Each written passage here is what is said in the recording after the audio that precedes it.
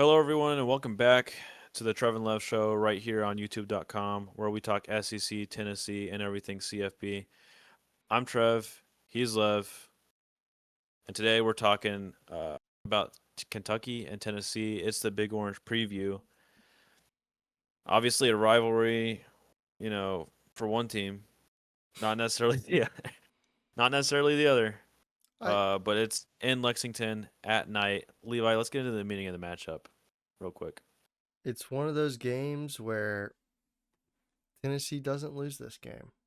It's just for whatever reason Kentucky, even the years that they have a better team on paper or record wise, they still lose usually. The only Mhm. times in my life that Kentucky's beat Tennessee that I remember, the coach was fired that year. And that's not even the case for Vanderbilt. There's been years where we've lost to Vanderbilt and we didn't even fire the coach. So Kentucky is it's one of those things where it's a rivalry because I think both fan bases do hate each other. I think Tennessee fans don't like Kentucky fans very much. But it's one of those little brothers type things where it's like I we just Yeah. love to beat up on them and to make fun of them.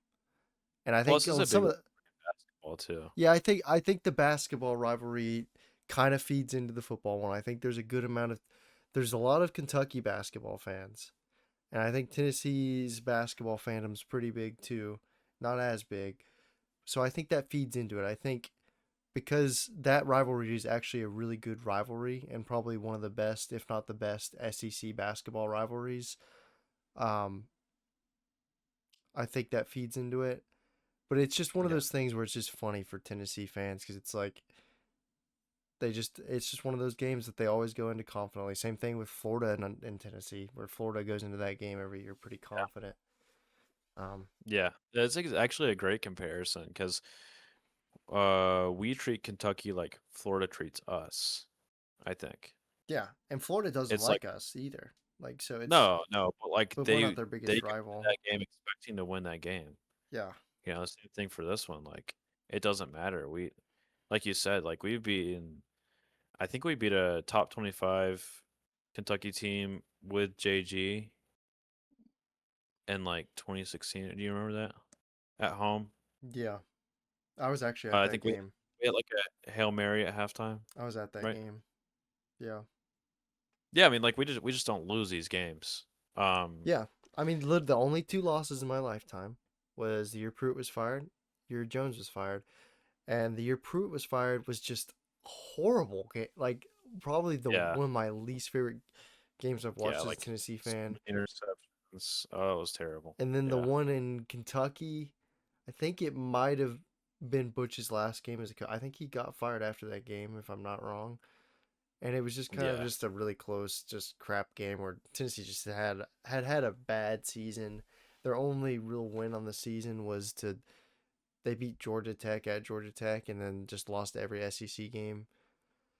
And so those are the only two times in my lifetime that I've seen us lose to Kentucky. So Yeah, I mean, like we said, we go into this game expecting to win. This year is no different. Obviously, Texas, Kentucky just came off of a close game. One thing I'd like to bring up before we get into key matchups here is that was also a night game, right? So Kentucky kind of gets up for those games, right? Like we talked about it before we just went and started recording this. Kentucky's played Georgia close a lot in recent memory. They played Missouri close in recent memory. These are games like they shouldn't win, but they're at home. It's a weird situation. It's at night. Stoops gets them up for these games, whether they win or lose them. I think they usually lose them, but they sometimes they'll pull out a big game at home. A really ugly game, low scoring. They hold the ball. They don't do anything risky. So can Tennessee avoid that this week? That's going to be huge because kind of what I was thinking before we get into key matchups here is like they just got up for this game, right? Like, will they be able to get up against us? Like, I know we're their biggest rival, but like You see what I'm saying? Like they just got up for this game. They let everything on the line. They just played in overtime. It was a heartbreaking loss. I think it's one of those things Do it where again? is this team giving up on Stoops after that game? Honestly, surprised Yeah, they hadn't given up. The team hadn't given up on him for that. I'm surprised they played that close in that game. yeah. Um, it's It's just really kind of like surprising. it's just kind of like I just have a hard time seeing them being able to match this and their intensity against Texas again this week. I know it's a rivalry, but like bad teams don't do that. You see what I'm saying? Like, is this a good spot for Tennessee? Or would it have been a better spot if they would actually beat Texas? I'm not exactly sure. I don't think it matters a whole lot. It just is interesting to think about, in my opinion. Kind of like, Well, I think both like, these teams are coming off heartbreaking losses too, true. so I think it could affect And both is teams. Tennessee going to be able to get up for this game? That's also my question. How seriously are we going to take Kentucky? And I'd kind of let you get into your first key matchup to look out for this game. I think the key matchup is just the offense and how they perform after and Joey Aguilar. How does he pivot from that game?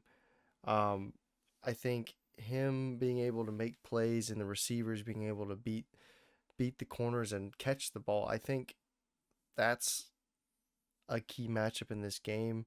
Is just can the offense not shoot itself in the foot? I know that's not necessarily a matchup, but just I think that's the key to the game. You can give maybe a more specific like matchup you think, but like I just Yeah. think not shooting themselves in the foot offensively, they're gonna win this game. Their Mm.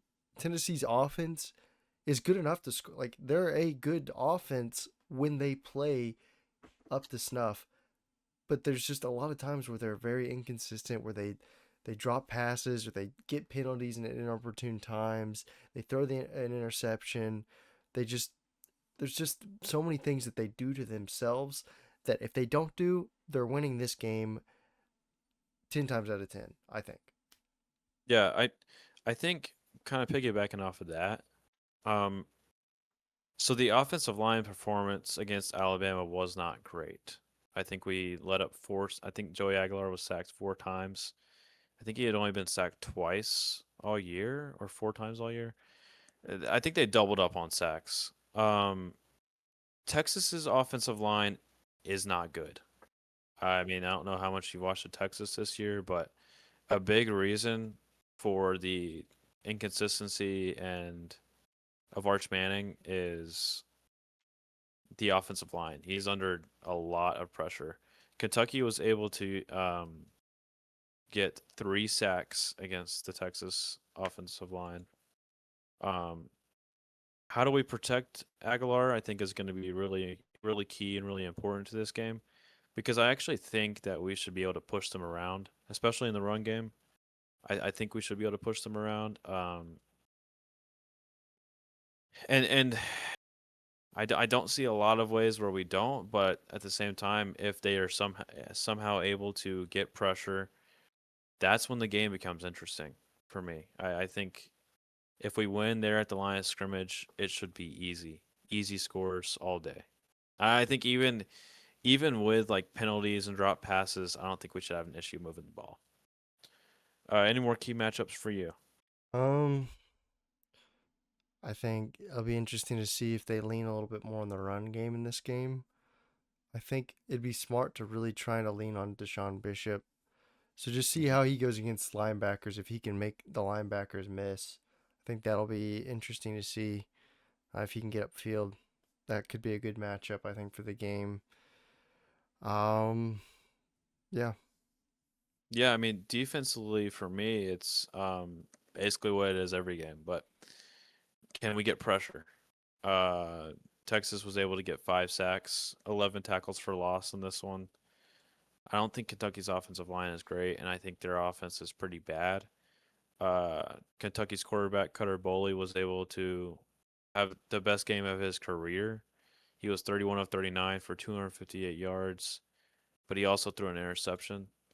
He only averaged 6.6 yards a pass, so that what does that tell you? It tells you they don't have a vertical passing game.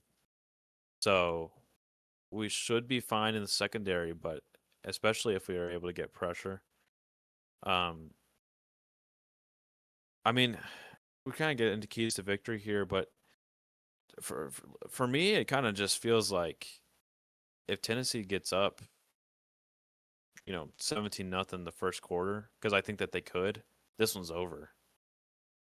And I think maybe that's a key to victory kind of starting out here is start fast. If you start fast, it puts them to bed. It's Yeah. over. So, Keep I mean, keep they're not going to be able to score 17. I don't think they're going to score 17 points on our defense. no. I think you keep Kentucky out of the game. Like you score, they're not scoring that many points. I don't think. I think our defense. There's a lot of problems with our defense. I think people over analyze our defense and over apply the team's problems to the defense. I think our defense is good enough to stop Kentucky and keep them from scoring high because they are not a high scoring defense. Our offense. Um, I just don't see it happening. I see us getting multiple turnovers in this game too. Uh, Hmm. I think that's key. I think getting those turnovers is a good way to get this victory, and then capitalizing on those turnovers offensively. Um, Yeah. Yeah, I mean, their quarterback has 4 touchdowns and 4 interceptions on the year, as you can see right there. They've also only passed it 123 times. So they are a run first team, and the way we performed against Alabama's running game last week, if we can repeat that performance, we shouldn't have an issue stopping them on defense. Um, Key to victory for me is let's lean on the run game and let's kind of get out of here. I don't want this to be interesting. It's the key to victory is take care of business, starting in the first quarter, starting fast, and finishing the game strong. I don't suspect we should have any issue. Um, I think the thing that worries me is just how we play on the road. Really, is it? But well, yeah, I think Tennessee should have no issue in this one. And I'm also surprised that the spread is only 9.5 points. You can see right there. mm-hmm. It's a little surprising. Texas was favored by 12.5 last week. So I don't know. That seems really low to me. Yeah, I agree. But maybe it was based on how poorly we played on the road and how well Kentucky played at home. I don't know.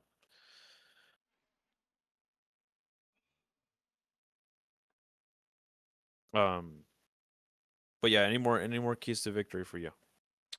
No, I think just play the way you're supposed to play. Be the better team. You win because you have the better roster. You have the better coaching staff. You have the better players. You have all that better. But it's just a matter of are you going to have the better game? I think that's what it comes down to. And I think they will, but who knows? I think they really You're need. Heupel needs to have a game where he wins comfortably. You, Yeah. this is one of those games where you win this game and it's close win. A lot of people in this fan base are gonna get really mad at you. It doesn't necessarily matter, but people want you to win this game by a lot. So if you can do it, don't let them I keep think keep you close. definitely one where you kind of run up the score. It is like a get right game. This is a game going into your last stretch of the schedule that gets pretty tough. You need to be comfortable. You need to comfortably win it because even for like resting from a resting standpoint and stuff, like you don't need to play another close game. You've played a million close games this year. So yeah, I mean, just start fast and don't let up. I mean, your impact player on offense. We'll start there. I think the impact player is gonna be, I guess, probably the offensive line in general. I don't necessarily have a Mhm. specific offensive lineman, but I think if they have a get right game where they've had a good season overall, I think the offensive line's been really good all season. but they did not have a great game or against Bama. I think just the offensive line in general having a good game is going to be the key to winning and having a high scoring game. Yeah, for me on offense, I'll do Chris Brazel. I think he needs to get it right a little bit. He's been a little quiet the past two games, and I think taking a couple vertical shots here would help him regain his confidence, and also would be huge to the starting fast. And I think just look out for a couple deep shots to him. Do you have any impact player on defense that you'd like to shout out? Um, who's a good defensive lineman? Really, the defensive line. Joseph's, uh, Ross is a defensive lineman, right? Yeah, yeah, Really, just we need one of them to step up, get some sacks. I think that'll be key. Getting pressure to the quarterback is going to be key. I think the linebackers need to have a good game too. yeah, But I think more than likely the defensive line needs to play a big part. So Josephs, Ross, um, Tyree West, just one of those three guys to step up and have a good game, get some sacks in there. yeah. Boley last week, Kentucky's quarterback, rushed for 45 yards on 14 carries and got a touchdown. That's including he was sacked 5 times and he still rushed for 45 yards. They take away those sack yard. They take away the sack yardage when it counts towards rushing. So he had a big game on the ground. I'm gonna go Jeremiah Lander because I'd like to see him follow up his performance last week, which I think he played much better than he did against Arkansas. I'd really like to see him step it up again because Bully's going to scramble and try to make plays with his feet, and he's not nearly as good as Taylor Green is. But I need to see something from Lander not get burnt again. It was terrible play after terrible play against Arkansas. So can we see him step up and have another repeat performance where he can make an impact, a positive impact on the team? Yep.